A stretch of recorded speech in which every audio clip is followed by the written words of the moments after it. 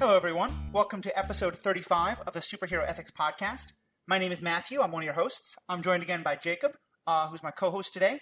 And today we're going to be talking about a topic, once again, that's pretty topical, but I think also really runs central to a lot of issues that come up in superhero stories, which is the idea of mental illness and the stigma around it, and the way in which that stigma is either problematically portrayed a lot of the times in these stories and sometimes really well portrayed. We'll talk a little bit more about sort of why we're getting into that. But let me just start by saying, Jacob, hello and welcome. How's it going with you today? Doing quite well. Anxious to dive into this topic. Sounds good. Yeah, this is one that Jacob mentioned to me he wanted to do, and I'd already been thinking of, so it's a great bit of synergy there. And it came up for me because after the horrible Vegas tragedy, that shooting, there was a lot we wanted to talk about. Part of me wanted to do an episode on guns, but I remembered we'd already done a bunch about that in terms of Batman and his issues around guns. Part of me wanted to talk about just kind of the culture of violence in the country at the moment and the way superhero movies have both sometimes contributed to that, sometimes challenged that in great ways. Although, again, that's one we talked about a lot in the episode we did about Logan, a fantastic movie. But the third thing that has come up around a lot is, as has happened with a couple of times around these tragedies, is around these horrific events, is that people immediately say, oh, well, that person's crazy. That the problem is the mentally ill. And winds up with comments like that kind of throwing under the bus everybody who has mental illnesses of some kind or another and doesn't take a gun and shoot a whole bunch of people. And so we wanted to dive into that topic, especially because it is one that has come up so often, especially historically in these kind of stories, where we've had for such a long time the idea that if a villain is just quote-unquote crazy, that justifies anything they do. So Jacob, talk about why this was a topic that was important to you, why you wanted to dive into this. Well, in particular, so mental illness is something that I know many people struggle with. I know many people personally who've struggled with. I had, for example, an aunt who's bipolar, and I have personally suffered from mental illness in my life. I'd struggled with depression. I was suicidal when I was a teenager. Mm-hmm. And so for me, because I went through that, I learned a lot about mental illness and about, the fact that a lot of people actually do suffer from these kinds of problems. But, when you look at it, especially in terms of how the public deals with it en masse, you end up in these situations where, as you say, and I think it's a great point, people are overly dismissive as soon as it's like, oh, well, they don't think like we do, or there's something wrong with their brain, and suddenly it's just that's an explanation for everything, and we don't have to dive any further into it. And particularly, I think it's important to talk about it in terms of the heroes that we portray in our media and the villains we portray in our media, because there's a little bit of a switch in how we deal with it with our heroes versus how we deal with it in our villains, and also in the sort of unhealthy ways that these things are portrayed in those media. Absolutely. Well, and so let's dive into that, because I think that's really a great place to start with what are some of the ways these things have been historically, and sometimes today, but especially in the history of superhero TV shows and movies. What do you see as some of the problems about how mental illness has been portrayed? Well, the big one for me is that when mental illness is being used as the reason why someone is bad, quote unquote bad, they are a villain because of this, rather than it being another aspect of them that we need to consider when we're dealing with them. The example I thought of earlier specifically was most of Batman's rogues gallery actually has this kind of problem surrounding them. You take a look at the Joker. In many portrayals of the Joker, what makes the Joker dangerous is that he's very alien to us in how he behaves and in how he clearly thinks is different from us. There's that sociopathy or psychopathy. I'm not actually sure which one it is, because that is a branch of science I am not that familiar with, as it turns out. I'm much more familiar with the physical sciences.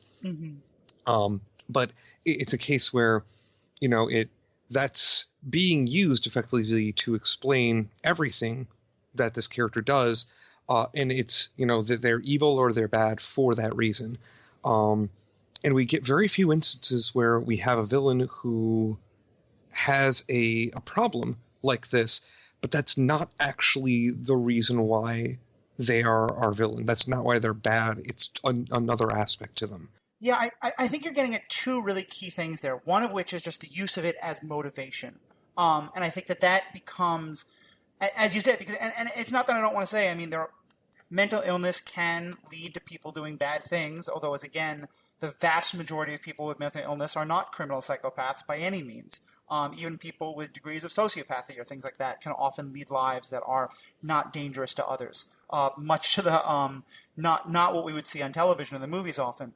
But it's especially, I think, for me, very galling that a lot of the times, and I think you're right, Batman is the perfect example, the whole rogues gallery, where there's no discussion of the idea that a person has a specific mental illness that is causing them to act in a specific way. It's that the villain is just quote-unquote crazy, that they are insane, that they're maybe psychotic. And I like you, I have a real history with this myself. I deal with depression and anxiety and PTSD. And it's something actually I've talked a lot about with my therapist and done a lot of my own research around. And then I remember being kind of shocked when I discovered that the word crazy has absolutely no meaning in a mental illness standpoint. The word insane has almost no meaning in that kind of standpoint. What the actual medical stuff looks for is specific mental illnesses, which can cause people to act in specific ways. But even there is still some kind of internalized logic. A person with different kind of, may have issues with empathy, or may have issues with respecting other people's lives, or may have issues with, megalomania and desires for power, or whatever it is. But there's always an internal logic there. Whereas so often in the characters we get in these stories, the idea is if they're crazy, then any action they take makes sense. Because, well, the Joker is just crazy. The Riddler is just crazy. And so anything they do can be explained away.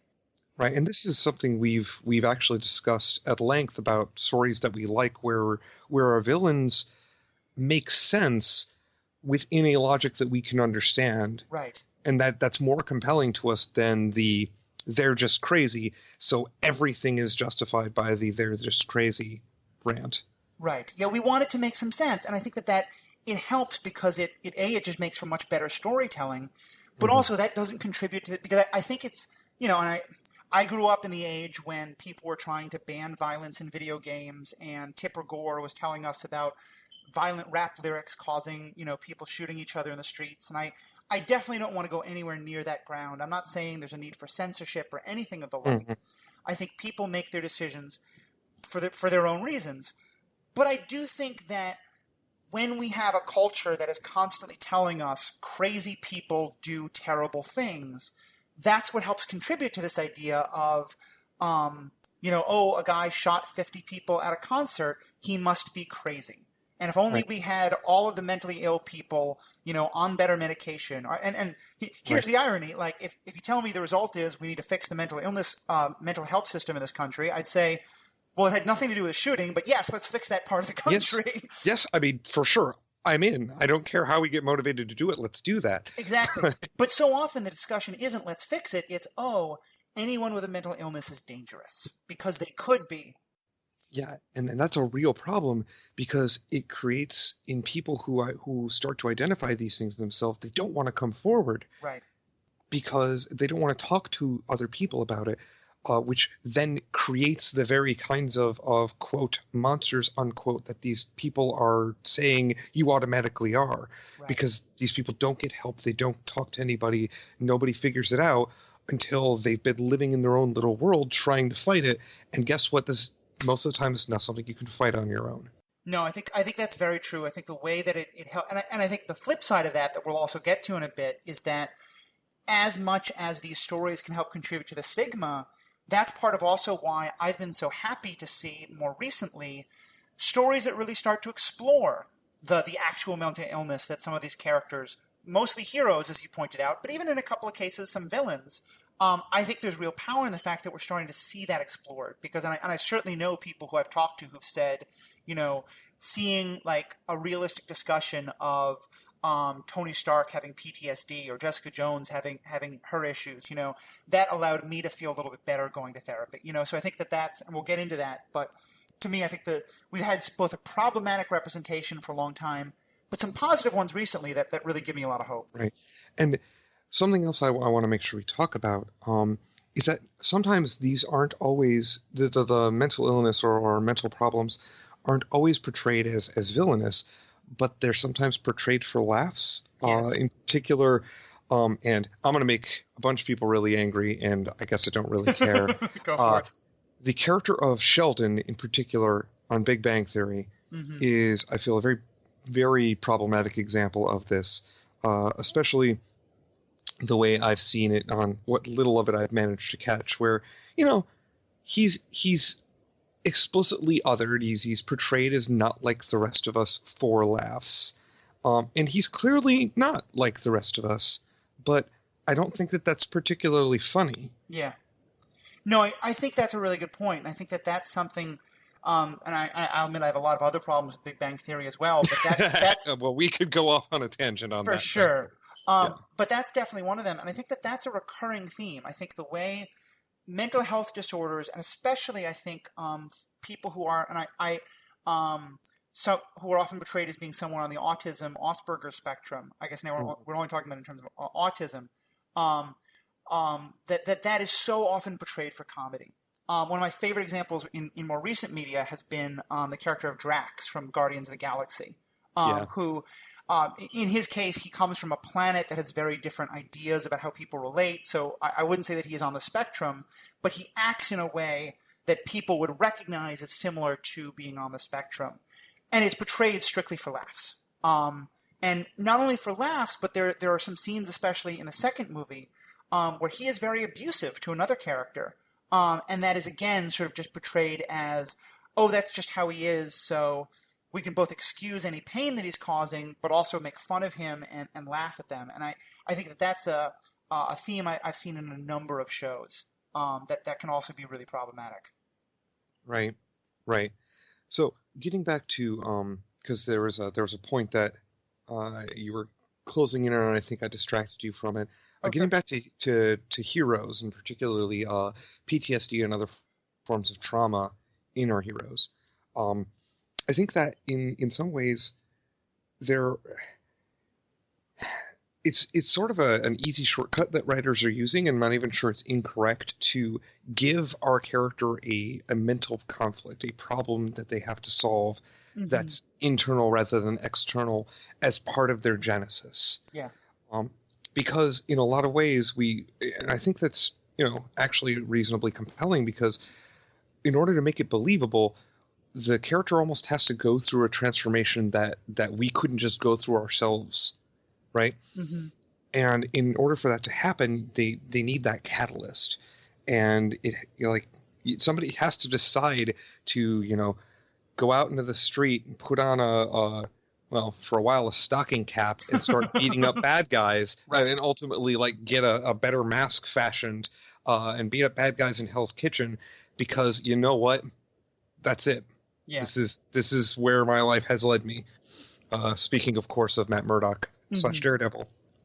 And it's just, in order to make that believable, there has to be some kind of event like that, and there has to be some kind of mentality that is not completely analogous to our own. And so I think it's a shortcut that writers are using to illustrate why this person came into being, why they started making these decisions.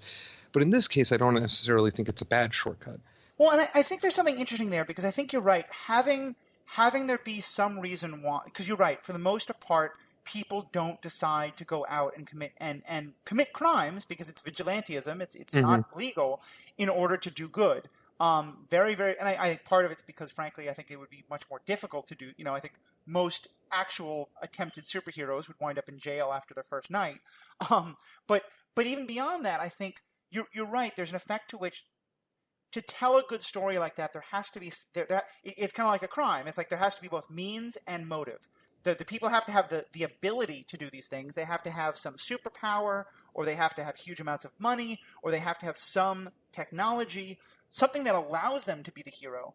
but they also have to some motivation. And I think this is where you're going. I'm not sure if this is where you're going exactly, but I know it's place I really wanted to go, which is that I think giving those characters good motivations is a great thing. But I'm frustrated sometimes that in almost every case I can imagine that I can think of, the motivation is some horribly traumatic event. It's almost always the death of a parent or the death of a guardian figure or the death of a lover or a child or some horrible tragedy that traumatizes the person and then causes them to decide, okay, I have to go out and deal with this. And I see this as kind of as, historically, the trauma would happen and then the hero would just become the hero and there would be no attention paid to the fact that this traumatic thing might have some mental, scars left on it. More recently, we've started really exploring the idea of, wait, there are real scars that can lead. And we started to have some great explorations of characters who have, quite literal PTSD. But I think about it and I think by some definition, almost any superhero I can think of would probably have PTSD as the stories were told to us. And it makes me kind of wonder, do we need that? Like, could we have first of all, are there ones I'm forgetting who do? But more importantly, do we need a hero character to have some traumatic event in order to become a hero?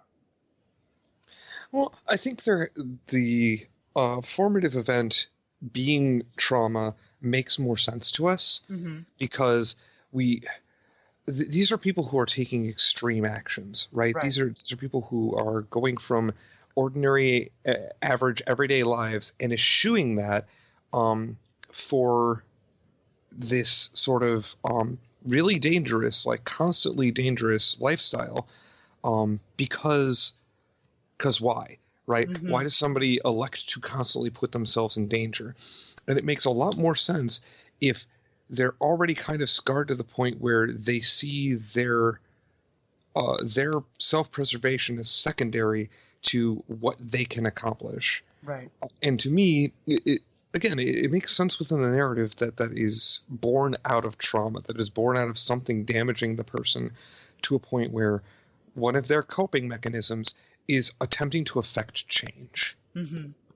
No, and I can definitely understand that. And I also want to clarify, I realize I said something not quite accurate, which is I certainly don't want to imply that every person, real or fictional, who has had great trauma in their life will wind up having PTSD. I think that could be implied from what I said, and I absolutely don't mean that. And I think you're right. Trauma is a very easy way to explain how a person could become a hero.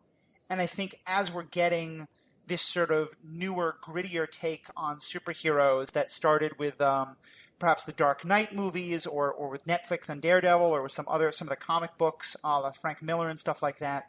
The idea of them suffering from that trauma and having PTSD or things like that is certainly coming up a lot. It just makes me sort of think, though, I would like to see some other motivations that you're right are going to be harder to write and harder to explain. Or I would like to see these guys go to a therapist. Yes. Like, why do none of these heroes pursue? Well, okay, I'm sure there's at least one, and I'm just not thinking of it at the moment. But why don't any of these pursue health care for their trauma, and also fight crime? Yeah. Like, that's fine. I would still accept that. And I mean, by none of them, I mean, Matt Murdock does in fact do this. And we'll talk about that a bit more later, but he just doesn't pursue therapy in the traditional sense, but he does have somebody that he talks to on a regular basis about his conflicts and his trauma. Yeah, I think Murdock, and again, we'll go more into detail, but I think, he uses his pastor as a therapist, which is certainly I'm a former pastor, and we had a lot of mental health training. We would never call ourselves licensed therapists, but there is a therapeutic aspect that I think Murdock is using, and I love seeing that because you're right, we very rarely see that in anyone else. And I think that I know there was one, as I was doing some research for this, I was pointed to a character that I've not read anything about, but I became very curious about. It's just in comic books, and it's kind of a more independent one. It's a character named Aura, who was created specifically by a psychologist, and I'm going to totally butcher the pronunciation of this name. It's Vasilis Pozios, I think. But we will include a link to an article about it. Because in that comic, the character specifically has bipolar and talks to a therapist. Mm-hmm. But the psychologist who wrote this said that part of what made him decide to write it is that he so rarely saw that happening. Right. Because I think you're right. For most of them, and I think at least more recently we're starting to see this explored. In the past, it was just taken for granted. But a part of what's happening is that these characters are self-medicating through violence. And in many cases also self-medicating through alcohol or drugs, as we'll also get into. But I think that would be something really interesting to explore is, A, to have, as I said, some characters who don't have PTSD or don't have something like that, but also to have, when they do, to have characters who are really talking to professionals about, from a therapy perspective, I suppose it causes a really interesting question about the lines of patient-doctor confidentiality, because you do have to tell people if someone's going to commit a crime. So you'd have to play with it to have someone be able to legally talk to a therapist.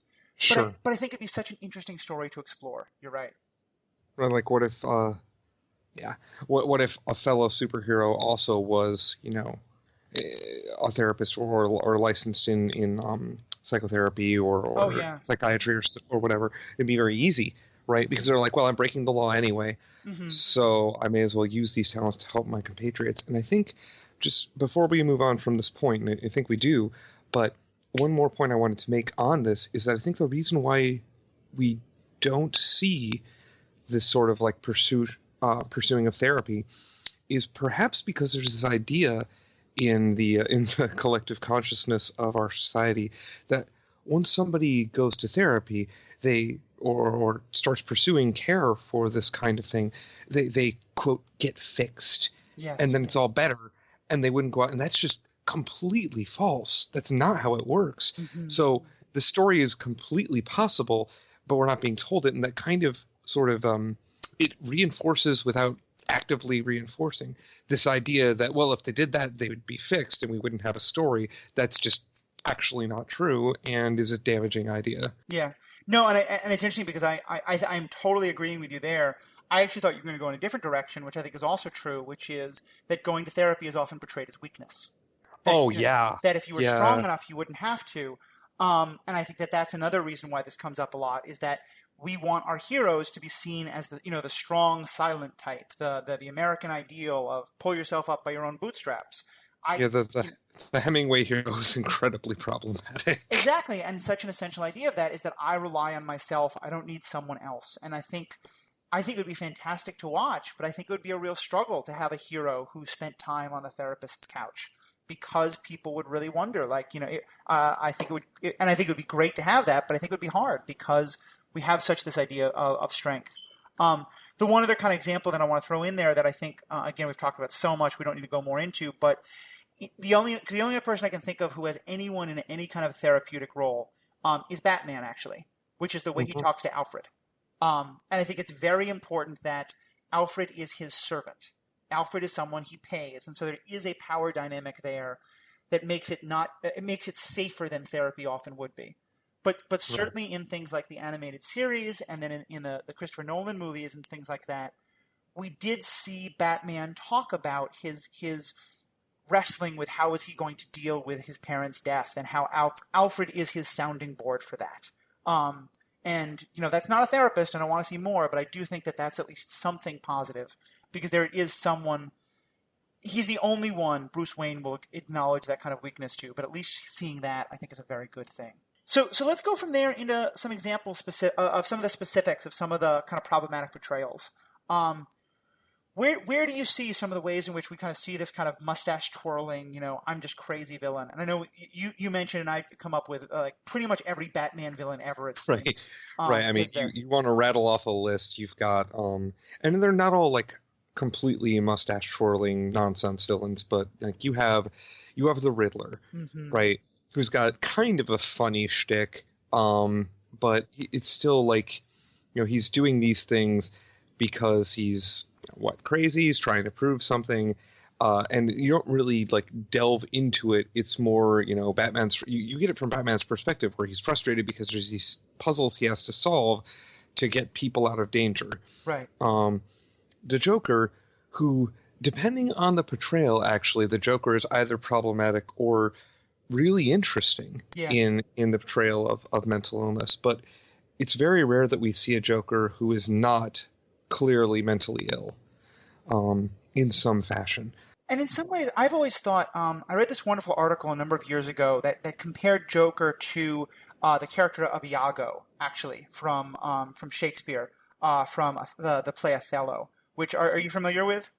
Yeah, I'm Yeah. familiar. And Iago is often, portrayed as that the reason he's such a powerful character is that he is just such pure malevolent evil. And that he doesn't make any sense. And that to some extent, like, Iago works because he is so different from every other character in the Shakespeare world, but that if you had that on the regular, it would break down. And I've often sort of thought of Joker as somewhat similar. Like, Joker he's written in such a way as being so alien, so different, and that I'm almost sort of okay with the idea of him being the mustache twirler, because part of his idea is that he is so clearly enjoying playing with everyone else, playing with and questioning the whole idea of sanity. And you're right, there've definitely been some problematic ways he's been portrayed, but there've been some ways that have been positive that don't even have to fit into any kind of mental illness. But it's that, for me, it's that we get to a point where almost everyone in that, Batman Rogues gallery becomes a shadow of Joker, is just one more I'm just so crazy kind of character. Right. One more that's come up more. I'm moving away from Batman villains, Yeah, but please. I just thought of that is very recent, actually, back in the public eye in a series I've loved every series this character has been in. It's a lot of fun, but I'd like to talk about the Tick. Yeah. So the Tick, no matter which iteration you're watching, the Tick is clearly unwell mentally, and it is definitely played for laughs, and it is funny, and I enjoy it. But when I look at it from a purely critical eye, I can see a lot of it as being a problem if you don't step away, if you never step away for a second and go, I actually feel a little sorry for the Tick. Basically, every single time I've watched the show, I come away with a little bit of that too, because I don't know what's wrong with him. I don't know if the comics that the characters from originally ever elucidate on this, ever give us more information about his origin, about where he comes from, about why he is this way.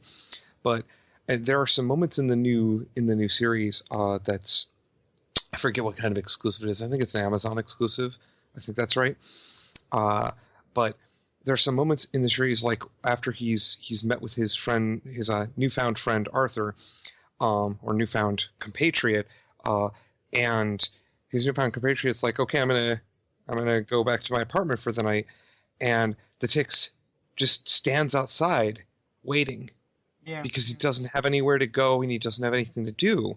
And I thought that it was, again, this is a character who most of the time these things are being played for laughs, and that scene was played stone cold. This is a problem. This is serious.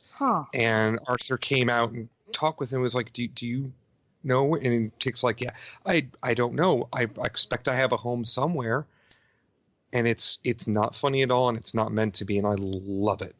See, and I think that's, and we'll get into a bit into some of the more realistic portrayals, that or at least more serious portrayals, because I think that sounds so good. And you're right. I don't know much about the Tick, but everything I've seen of it, it's always that clearly this is a person who has some kind of mental illness, mental issues going on, but all that's portrayed is that it's supposed to be so funny. Right. And I think that's definitely a problematic thing we see a lot, is the way those things are portrayed just for comedy instead of being taken seriously. I think another, and this is stepping away a little bit out of the kind of sci-fi realm or superhero realm. The sci-fi realm we normally stay in, but I think by some arguments he could be a superhero, is the James Bond stories. Because again, there, almost every major Bond villain, every now and then the motivation is political. But generally the motivation is, oh my gosh, they're just so crazy. They just want all this power and this money because they just want to rub their hands and laugh and talk about how great their plans are. And it's a funny idea, but when you look at it and actually understand what's going on, you realize these are horrible portrayals of things that really have, people aren't actually like that. That isn't actually a representation of any kind of mental illness. But so many of those Bond villains, I think, contribute to these horrible ideas that are in society about what mental illness is actually like. Right. I mean, megalomania is a real thing, but it doesn't manifest like that. Yeah. So, for sure. And I mean, it makes for, entertaining fiction, I think. And it makes it's sort of the easy button for megalomania is a very easy button to press to create a villain. This person wants all the power so they can stick it in their ears and stick their tongue out and go, but that's not how it works. Yeah. And I think one thing I should say that I probably should have said at the very beginning, but I think is important to name now, because it's also, I think, a thing that these stories can sometimes contribute to, is neither myself nor Jacob is a trained medical therapist or medical doctor by any means. And I think what we are attempting to do is to lump some of these characters into diagnoses that kind of make sense. But I think there's one of the dangers that can be is that when we talk too explicitly about mental illness in these stories, there's a real danger of thinking we can just, by watching 10 minutes of them on screen or reading about them, that we can diagnose someone. And I think that I think of this a lot, and this is going to seem kind of off the wall, and this is normally someone I would never be defensive of in the slightest. But, over the last year, there have been a lot of posts about, Donald Trump as a definition of megalomaniacal or a definition of clinical narcissist. And to me, that's another one of those examples where, and what they often do is they say, look at this superhero who's often described as being a megalomaniac, or this supervillain, Lex Luthor compared to Donald Trump, and the attempt to diagnose. And I think that it, again, is so problematic because, there are many, many people with narcissistic personality disorder who don't do any of the terrible things, even if they had power, that someone like a Donald Trump does. And just because you brought up megalomania, I think it becomes so important. Yeah. There are people who that word is used to describe a much broader thing in these characters, when it actually is a very specific mental illness that does very specific things. And so having these characters where we just say, Norman Osborn, the Green Goblin, he's a megalomaniac. So whatever he does, it makes sense because he's a megalomaniac. That just has almost no bearing in actual medical science or medical truth. Right. As at least as you or I understand it. Yeah. And we're, obviously we're trying to talk we're trying to talk about this, so we've looked into it a little bit. But you're right. It's important to let the audience know that we are not experts by any means in these fields. We are, in fact, two nerds geeking out about various aspects about popular media that we consume, and don't really pretend any differently. But want to make sure that you, the listener, understand that is the perspective that we are coming from. Definitely. And I want to... go ahead. Oh, I was going to move on to a character I'd love to spend a little bit of time on for a problematic portrayal. Do you have something more on this topic? No, I have one more problematic portrayal that I want to mention, but you go ahead with yours first. Well, maybe it's the same one. I wanted to talk about the poster child for anger management issues as a superpower, being the Incredible Hulk, Bruce Banner. Yeah. And, oh boy, howdy. So I know a lot of people, and this is tough for me because I have some friends who the Incredible Hulk is that's their favorite hero. It's one they strongly identify with. I think because they have the same, that they feel they identify being so angry or getting in and using that as a source of power, using that as a motivation for something. And I find all kinds of problems with that. And Bruce Banner specifically being able to achieve his powered form, being able to achieve his form that affects the most change only when he can no longer manage his terrible, terrible anger. So having that be the way he affects change on the world, and to the credit of a lot of the different portrayals we've seen, the ones more recently have dived more and more, I feel, and actually the TV show did this too, which I really liked. And it's part of what makes the character both a problematic portrayal and not a problematic portrayal, is that his anger outbursts have consequences that he doesn't want. Right. He does things that he didn't want to do, but making that into a superpower, making it this actual, he can't control his anger once he unleashes it. That really bothers me. because I don't want like this is a character that should be entirely fictional. I hope.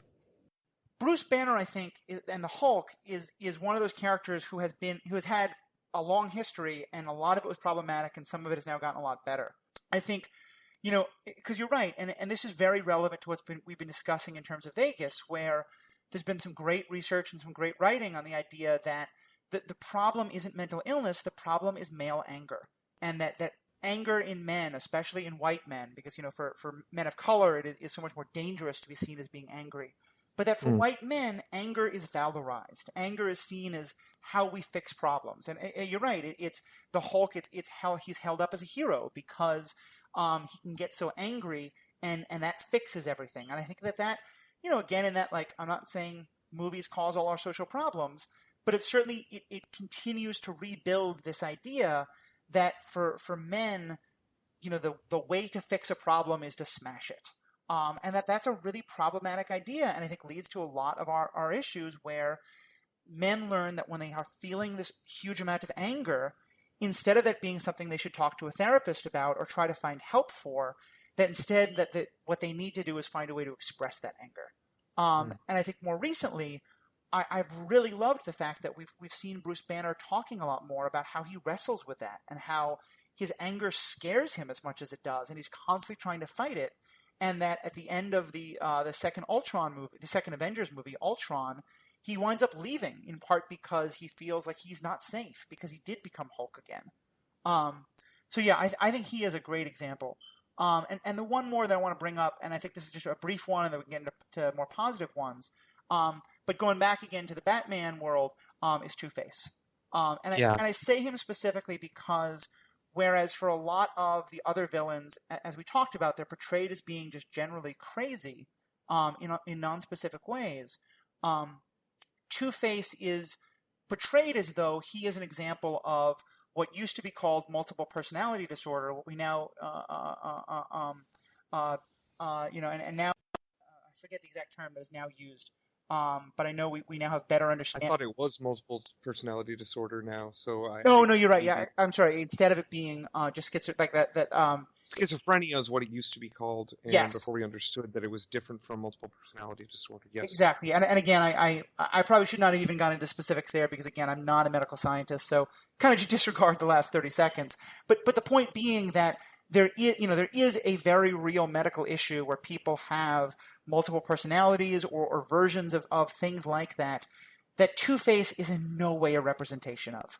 Not just that he is, the murdering and the killing and the criminality, but just the way he is portrayed and the way it is again like, oh, he's just wild and crazy. He does whatever he wants to do because he's got these two different personalities. And I've heard from many people who do have that issues like that, a real frustration that they talk about it and they realize they're trying to tell their friends what they're dealing with, and their friends, their understanding of what this is like is coming from characters like Two-Face.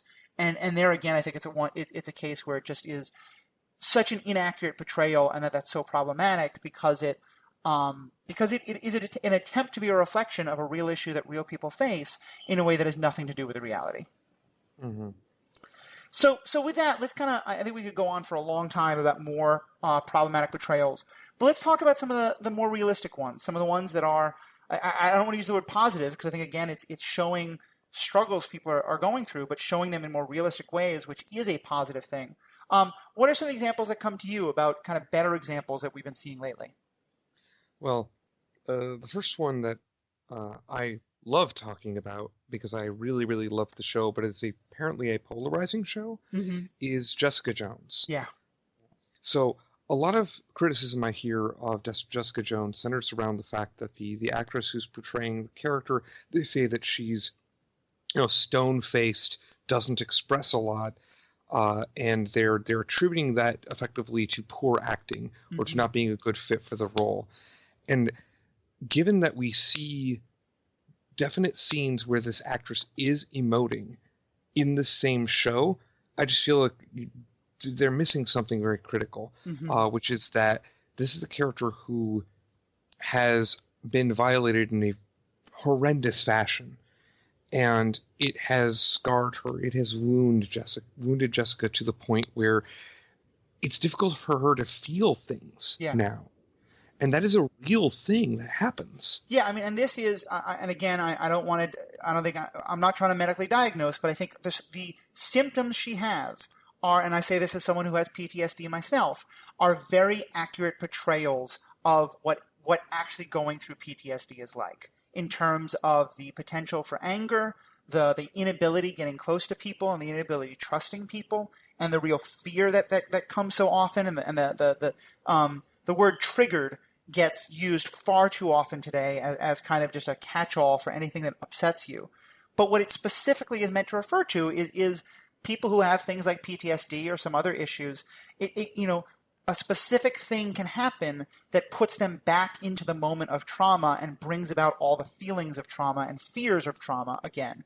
Right. And one of the things that's great about Jessica Jones is that we see some of those instances. Specifically, we see her getting triggered for her PTSD experience, and it's a very realistic portrayal, a very humanizing portrayal, and one I didn't enjoy it because it's not fun to watch somebody go through that, but it made me feel something. It absolutely does, and I know. I mean, for me, her trauma is one that I cannot claim to have any identification with, but I can certainly have I identified a lot with that character because of the way she portrayed an illness that I know I have wrestled with. And I know I've talked to many other people who say the same. And I think you're right. She's one of the best examples, but we've been seeing in a number of cases now really good explorations of what PTSD or what going through traumatic events like that can actually do to a person. Right, rather than just be the impetus for them becoming a superhero. Right, but really what it, and we've talked so much about him, but just a quick example again is, Tony Stark, the way his PTSD has been really talked about, I think is a fantastic thing. Another one who I want to get into, who I think, again, because probably almost all of these PTSD could to some extent be applied, but in his case it's more just straight up depression as well, is the character of Matt Murdock. And this was actually mentioned to us by a couple of our fans, which I really appreciated you guys for weighing in on the discussion. Because I think Matt Murdock is someone who, he really talks about, and in those conversations he had with his priest, he really talks about that he is having trouble finding meaning. He's having trouble finding reasons to do the things that he wants to do. And one of the things that I think he more than anyone almost recognizes that for him, the violence, the being Daredevil, is the way he is medicating himself for his depression, because that gives him a sense of purpose. That gives him a sense of meaning. That gives him a way to sort of break through the depression. And he's not always sure if that's a good thing or not. And that's, again, one that I very much could relate to, because I've certainly had moments in my life where I've been, I've been suicidal, and I've been struggling to find anything that could help pull me out of that hole. And there are times where I grabbed onto things and then later had to go, wait a minute, is this actually a good thing to be grabbing onto? And so I think Matt Murdock is such a great example. I understand in the comics that's often shown, but especially in the Netflix series. Yeah, for sure. And a character that I wish I knew more about now that somebody brought up on our Facebook page of Sentry.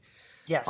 That the more I read about this, the more I really wish I had read at least one comic that this character was involved in prior to doing this episode. Me as well. Because the comment was this is from Axel Foley, so thank you, Axel, for commenting, saying citing an instance where this character was standing in his doorway for 24 hours just contemplating a single decision. Just this. And again, I don't know that much about the character or the background behind it, but I'm given to understand that this has to do with this character's actual struggles, own internal mental struggles. Yeah, and I like you, hadn't heard about it, though. Again, thank you to Axel Foley for bringing it up. And I should have said this before, but Danny B. is the person who mentioned Daredevil, and I thank you as well, Danny. But when I read about the history of Sentry, he sounds like a really fascinating character, because he is also someone who has had his mind specifically attacked in a number of ways. And here again, this is where the kind of thing where we see someone who's dealing with mental illness that comes from a source that no person could relate to, psionic violence being done against them. But but the damage that happens, the results of which are very similar. And you talked about how the character has really wrestled with depression, has really wrestled with having been gaslit, having gone through where people are specifically challenging your own ideas of reality to make you feel more crazy, which is a thing that is very real and that often happens to people with mental illness or can be a cause of mental illness when it's done to people who are not dealing with these things in the slightest. So yeah, Sentry is another one who I think becomes so interesting. I also know I am not someone who has seen much of Last Airbender, the TV show, the movie. I think we're all going to agree is awful. But I know you wanted to bring up a character from that world. I'd love to hear you talk about more. Right. So I want to talk about Avatar Korra. So this is from The Legend of Korra, which is the second series in this line. Specifically, what I wanted to bring up was Avatar Korra is actually another, I feel, really good example of somebody who experiences enough things happen to her that she ends up with post-traumatic stress. What happens with Korra is she's she's on her own. She's the Avatar. If you don't know the world, this is a character who is placed as being the balancing force of their whole world. They have this large amount of power, but also this huge responsibility to keep the rest of the world in check. And because of that, she faces in the course of just a couple of years, just like 2, maybe 3 years, these incredibly powerful nemeses, far beyond actually the nemesis that her predecessor Aang had to deal with. At one point, she faces somebody who's trying to bring about this huge change by reviving or breaking from a prison this entity that's like a foundation behind one of the fundamental forces that are in the universe. She has to fight this thing, and it only gets worse from there, the kinds of things that she ends up going through, and eventually the mental weight of it gets to her. And one of the reasons I wanted to bring up Avatar Korra specifically, and this sort of ties back to Jessica Jones in a way, is that something when I talk with people who liked The Last Airbender, liked The Legend of Aang, but weren't as big into The Legend of Korra, one of the things they bring up is they're frustrated with her. Specifically, they get frustrated with the character spending so many episodes just being tortured by these events she's experienced. What they want, it seems, is they want her to get over it and be the hero. Yeah. Right? And so that brings me to a question. It's the same kind of thing with Jessica Jones, I feel, in a way, is like, do we really want our heroes to be invulnerable to mental problems or to be able to just shrug these things off and move on, separating themselves from the realm of believability, in my opinion, so much that we can't stand watching media that, and this is not meant to criticize those people who don't like The Legend of Korra. That is a perfectly valid opinion to hold. I'm not telling you you're awful people for not liking the show, but that specific point doesn't jive for me, because in this particular case, it is very realistic that Korra has these problems, and it takes her a long time to get over it, and it takes her having to talk with people, having to reconnect with people in order to get over this mental weight and really come into her own as somebody who's been through all of this, has confronted it, and has come out, if not, she's not completely fixed even after all of this, but she still acts, she still embraces her mantle once more. And I think that's a fantastic point, because you're right. Often the perception of mental illness is once you have your breakthrough moment with your therapist, or once you get on the right medication, or once you have a catharsis moment with the person who hurt you, that you're all better. And I think, I don't know much about the character Korra, but I think the way you're describing it, and certainly I think with Jessica Jones and with some of these others, what we're getting is characters who they might come to better terms with their issues or their illness. They might be able to better manage their symptoms, but it's very clear that they're not going to be cured overnight. They may never be cured. They may get to a point of balance. Like I've always known, with my own depression is probably never going to be cured. It's just going to be at a point in my life where I'm in control of it, instead of being in control of me. And I think the same thing with characters like Jessica Jones and with Korra and with so many of these others. I'm really glad that we don't just have the story of, because I think sometimes that's what people want, is that in movie number 1, they have some traumatic thing happen, In movie number 2, we see them dealing with the mental trauma of that action. But by the end of the movie, they're cured, and now they can go on to the third movie and be fine again. Yeah, they want A New Hope, Empire Strikes Back, and Return of the Jedi, rather than Empire Strikes Back 10 times, which I don't understand, because Empire Strikes Back 10 times sounds great to me. I would agree with you. What a good story. I would agree with you there. You know, and it's funny because I actually just been every now and then I go through comfort reading where I'm just kind of reading books that I've read many times before because I just like it's a de-stress thing. And recently I've been rereading the Harry Potter books, and I love those books in so many ways. In so many ways they're problematic. But a number of people I know have talked about the fifth book as actually being that what Harry is going through is PTSD, that Harry is going through the issues related to seeing Cedric Diggory die and to seeing Voldemort return and all these kind of things. And I love that portrayal because his character of being the broody, angry teenager, he's still an obnoxious kid, but it doesn't justify the way he's acting, but it makes more sense when it's seen through that line of the trauma that he had at the end of book 4, until I then started reading book 6 again, which I've just done, and by book 6 he seems to be cured. And it was I don't think he is. I think he thinks he is, but that's that's okay. Well, that's probably a deep dive topic. That's one we would argue with, but I think it just does. He may not be the best example of it, but certainly that is a trend we see a lot of the character who just kind of gets cured. And you're right. I think I'm really glad with people like Coro, with people like Jessica Jones, with people like Tony Stark, that we're not just seeing that happen. Right, and remember with Jessica Jones, she still suffers from alcoholism. Yes. Even after killing Kilgrave. Yes. Which, okay, sorry, spoilers for Jessica Jones. She kills Kilgrave. Yeah. Or at least we're given to understand that she has killed the Purple Man. No, and I love that because you're right. In the Defenders, she still is emotionally walled off. She's able to connect with Luke Cage a little bit more than she could, and to connect with some of the others. It's clear she's making some progress. She started healing, but it wasn't a light switch. Absolutely, it wasn't. And I think you're right. The fact that her alcoholism is still there, I'll admit it bothers me a little bit that in the Defenders, that one scene in Defenders that's played entirely for comedy. Yeah, and just it seems in general her alcoholism is played a little more for comedy. I really hope they explore it deeper in Jessica Jones season 2. But you're right. I think it's such a great example. Another example I want to bring up, again from the Netflix world, but because here we're not talking about a hero, but one where I think this is a much better example of a villain who has mental illness, but isn't just the mustache-twirling crazy one, and that's Wilson Fisk, Kingpin. And I think one of the things that is so interesting, that I think makes Daredevil Season 1 maybe one of my, maybe not my favorite, but one of the top 3 of the Netflix shows, is that they do such a good job of showing that both Matt Murdock and Wilson Fisk had horrifically traumatic childhood things that happened to them. Not the same by any means, but both were deeply scarred by that, and that those scars and those traumas do a lot to help explain the way the character is today.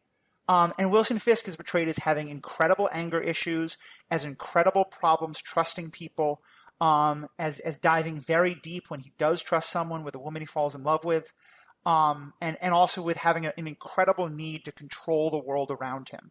Wilson, and that to me resonates so much when I watch Wilson Fisk as someone who he has been so scarred by the chaos of the world around him and the chaos of his father and of his family that he feels like the only way to be safe and the only one anyone else can be safe is to control everything.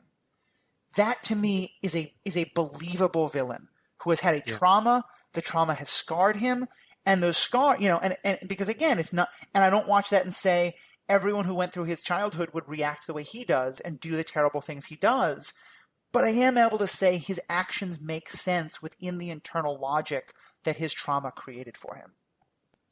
And one thing I love about this example specifically is that the character of Kingpin, prior to this point, now I'm willing to learn if this has been done before the Netflix series for Kingpin specifically, but the portrayals I had seen of Kingpin before were very two-dimensional, megalomaniacal villain. Like this is just a person who wants power, who's exercising control, and just this addition of a third dimension. And I think, so this is a question I would like to pose to you. Do you think that these more recent portrayals of both heroes and villains maybe are coming out of the fact that our society actually as a whole is starting to understand mental illness a little bit better? And so that's actually trickling into our media, and the writers are being sensitive to that because now that we have some better understanding, they can use that to create these more realistic, these more believable characters on both sides. I think there's two parts to it. I think that is certainly one. I think that the discussion about mental illness has gotten a lot better and a lot more nuanced, and we're realizing that. I think the other is just that there's this real love of grittiness now, that we don't want perfect characters. You know, that the fact, like, I always loved that Batman and Superman were supposed to be two such, you know, the opposite ends of the spectrum from each other, and that Batman is supposed to be this haunted character, whereas Superman is supposed to be this, like, you know, utterly happy Boy Scout. And in the most recent portrayals, even Superman is being shown as having all of his trauma. And I don't think that that's bad necessarily, but I think it's interesting. I think that there's to some extent where, you know, in the post-Breaking Bad world, writers just kind of think every story has to have trauma. Every story has to have grittiness. No hero can just be good. They all have to have things they're wrestling with. So I think that's part of it, but I think there's an extent to which when people say, well, we need grittiness, mental illness is one way to do that, especially because these characters are so obviously possibly susceptible to trauma issues. And I do think that you're right that then it comes from a place of, we know so much more about mental illness, we're so much more aware of it, we're pushing the idea of it, and that these shows, it really influences that. It is being used as sort of a tool in their toolbox to push their narrative. Right. Rather than, so it's not necessarily that they're, you know, being advocates for awareness on these things. And I'm not trying to paint it in that light. It's, I feel, a little bit true that because our understanding is more advanced as a culture, is more of this information is out there, it is also easier for them to hit the easy button, for the easy button to create a more complicated reaction, if that makes any sense. To be sure. And I think we may well get to a point where we're a little sick of characters wrestling with trauma, you know? And so, I think like anything, it can become a cliche, but I think right now I'm really happy with it. We've gone on a while, so I just want to mention one more, and then I want to get into one that I knew you really want to talk about, and we can kind of maybe finish there. The one I want to mention briefly, again, more sci-fi than superhero, but obviously we link those a lot. In the new Star Trek Discovery series, we've only just met her in one episode, but there's a character named Cadet Tilly, who, it isn't clear yet, but I think there's a strong possibility that we're meant to think this character is somewhere on a spectrum. And it's a little bit portrayed for comedy, but much less than that would normally happen. And there's much more sympathy given for this character, and much more this character being portrayed as one who is really believable in what they're struggling with, especially because they talk openly about the problems they have relating to people and how they're working through it. And we see our hero at first start to dismiss this character and then be forced not to, in a way that I think is a really good example of how we should be showing how to deal with neurodiversity of that kind of way. So I wanted to mention that briefly, and then I want you to get into one I know you want to talk about, and then we can maybe end up there, which is The Punisher. I'm sorry, you brought up Spectrum, and I really want to... Oh, no, go for it then. I want to throw down my nerd cred and talk about Death Note. Yeah, go for it. So, specifically, in Death Note, the characters of both L and N more so than L, but both of them are clearly somewhere on the autism spectrum, I believe, based on how they're portrayed. And what I love about that particular portrayal for both characters, N specifically, is that the presentation of this is of these aspects of these characters is really more like it's part of the scenery, it's part of the background. One character is like constructing this intricate model of sugar cubes while they're talking with people, but like it's sort of ancillary, and it's not actually used as a means of othering them, except perhaps to show that, you know, these people aren't quite the same as us. but none of the characters even bring it up. Nobody talks about it. It's just there. It's part of, again, it's kind of part of the scenery. And I really like that because these are both characters that in the show are Ellen and N are both incredibly impressive characters and ones that we are meant to hold in high regard. And I feel like that sort of having actual heroes, because the main character of Death Note is not a hero. So having our actual heroes have those kinds of problems and not have anybody make a big deal out of them and not using that to define who they are, I loved that, and I would love to see some more of that in fiction. That sounds wonderful, and I think you're right. There's such a need for more better portrayals, not just that model characters with mental illness or mental issues, but also that model how their friends and how people around them can react. Because I think for a lot of people, either whether they do or don't suffer from issues themselves, we often don't know how best to react to other people dealing with them. And I'm going to go way outside the realm of superheroes and things like that for just one moment to give what I think is the absolute best example of this I've ever seen, which is the character of Eeyore from Winnie the Pooh. Because Eeyore is, and someone pointed this out in an article I read recently, and it blew my mind to think about it. Eeyore is, and again, portrayed without any real understanding of mental illness when it was written, but he acts in a way that I think a lot of people with depression could completely relate to. He's constantly down about everything. He's constantly talking about the worst possible option. He's constantly, sort of a negative nanny kind of perspective. And his friends don't care. They keep inviting him to everything. He's always part of the group. He is just accepted for who he is and for his perspective, and no one ever gets on him about it. And I just think that's such a great portrayal. And yeah, if we saw more of that in things like Death Note, it would make me really happy. So anyway, Eeyore's a great character. Yeah. So clearly Winnie the Pooh we've now included as a superhero. Christopher Robin maybe. Winnie and Piglet. Piglet is 100% a hero. For me, as a roly-poly person, I really want to have Winnie the Pooh as the hero, but I totally am with you on the other two. But yeah, let's talk about Punisher and kind of end it out there because I know that's one. That let's talk about Punisher. Let's talk about somebody who solves their problems with guns. And I hope I'll say this. This is going to be brief because I think when the new Punisher season comes out, I think we're probably going to do a full episode on it because Punisher raises so many questions that we wrestle with on this podcast. But let's specifically talk about Punisher in terms of mental illness because I know this is one you wanted to get into. Right. So the way he's presented in the second season of Daredevil specifically, where he is clearly suffering from some trauma from events surrounding his family specifically, and then how he chooses to deal with that. Where he creates this sort of dichotomy of there's bad people and there's good people, and I'm going to shoot the bad people. Yep. And his approach on that, very, for whatever reason, he gets this moral clarity. And he has a couple of long conversations with Matt Murdock where he effectively tells Matt Murdock, you don't know what you're talking about. And Matt Murdock is saying, no, you don't know what you're talking about. But, it's a bit more articulate than that. So the question I want to ask is, how different do we think the Punisher is from what potentially could be, we think, wrong with our Las Vegas shooter? So you asked me this question earlier today, and I admit my knee-jerk reaction was they're completely different. And then I had to kind of stop myself and think, wait a minute, why are they? And I think you're right in that the wrestling with I'm having with it is why it is such a good question to ask. And I do think that they are different, but I think they are it is important for us to note the ways they're different because a lot of it is subjective.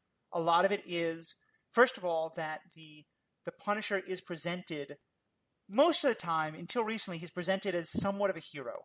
I think in Daredevil, he's presented as an anti-hero, which I really like because as people have heard other episodes where I've talked about vengeance, I am not on board with the Punisher. I think he's a great character to help characters like Matt Murdock find the line of where they don't want to go. But the Punisher is, to me, very much on the other side of the line of what is okay. I think, and I think that that's important because I think we're getting the Punisher portrayed in a very specific way. We're getting the Vegas shooter portrayed in a very specific way. But both of them are people who have come to believe that the mass application of violence is an acceptable way to fix the problems that they see with the world. And then in both cases, that is, to me, fundamentally problematic.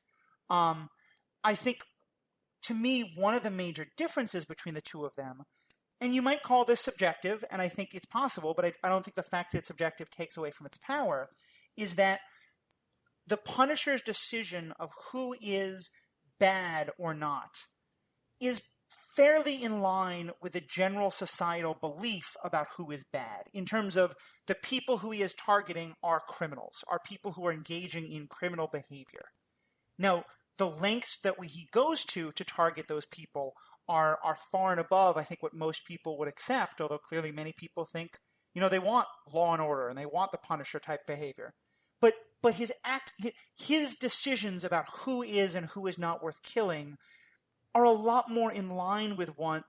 I can understand where he's coming from. I can understand why he sees those people as evil. And there's a degree of self-selection of, he's not just saying all the people in this neighborhood are often criminals, so I'm going to kill all the people in the neighborhoods. He's being a lot more discriminate. Whereas the Vegas shooter, I think there's two things there. One is that he has this perception of everyone being evil in ways that we can't relate to, that are much, much further outside anything that is recognizable to us as to who is evil or who is not. And secondly, that it's far more indiscriminate. It's not a gathering of people who all share an ideology that could be found to be, believed to be evil. It's not a specific gang of people who have done something that Vegas shooter was wronged. He was coming at much more of a perspective of everybody is evil. Everybody has to die. And yes, the difference between him and Punisher, I think, is one of degrees. It's not a firm black and white line. I think the degrees are different enough that it's important to talk about them as very separate. But I want to hear your response. But I think, for me at least, your question helps us highlight the fact that the difference is more one of degree. And it would be dangerous, I think, to label either one of them as just, oh, they're crazy. That there's two very different kinds of internal logic happening with both of them. But in each one, there is some kind of an internal logic. Right. And I mean, there's a lot we still don't know about the Las Vegas shooter. But one thing I kind of latch onto here, and it's one of the reasons that the Punisher is such a problem for me personally, and I can't really get behind his portrayal as a hero, is that, like, the major difference here is the only validation we're getting for the Punisher's choices of who deserves to die are coming from a collective of individuals. Now, in this case, a collective of individuals is, our society and what we deem to be legal or not legal. But that collective of individuals could just as easily be a bunch of like-minded people on a website on the internet, and now suddenly it's an issue. Yeah. So, like, just the having validation from an outside source is not enough. And we could argue for way too long about whether or not there is a definitive agreed upon morality that the Punisher falls closer in line to than this other person. But what is an issue for me, and why I wanted to draw the comparison, is that it is entirely possible, and we don't know yet, but it is entirely possible these are two people who came to the conclusion that that other people deserved to die, and that was it. Mm-hmm. And ultimately, they chose that they were going to be the instrument to deliver that fate to those individuals. And it's troubling to me that we would heroicize somebody who makes that kind of a decision. I don't like it when I see it in cop shows, and I don't like it when I see it in my superheroes. Yeah. No, and in that regard, I'm completely in agreement with you. And I will say, and we can get more into it when we talk specifically about the Punisher. I like his portrayal in the most recent Daredevil because I think he's very much not shown as a hero. Right. But I think, certainly when I was a kid, there were a number of movies about the Punisher and what a hero he was.